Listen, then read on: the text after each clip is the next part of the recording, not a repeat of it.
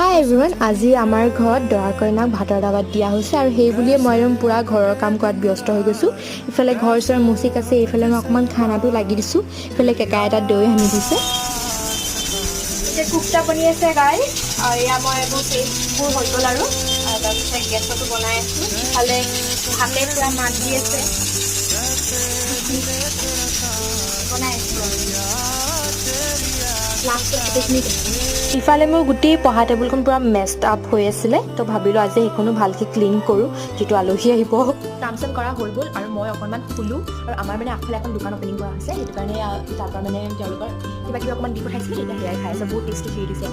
ইফালে মই আপোনালোকক মই দেখাইছোঁ মই মোৰ কি কয় টেবুলখন কেনেকৈ চাফা কৰিলোঁ। এইখন একদম মই ধুনীয়াকৈ একদম ক্লিন কৰি লৈছোঁ। আৰু এইটো মোৰ আৰ্ট ৱৰ্ক, এনেই সৰু সুৰা কিবা কিবি মই আঁকি আছিলোঁ। এইবোৰ 2020, 2021 তেতিয়াৰ হয়, বেছিকৈ আছে 2020 ডাইৰেক্ট